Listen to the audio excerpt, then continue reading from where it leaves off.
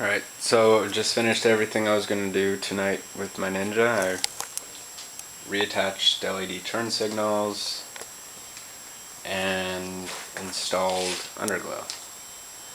Took a really long time.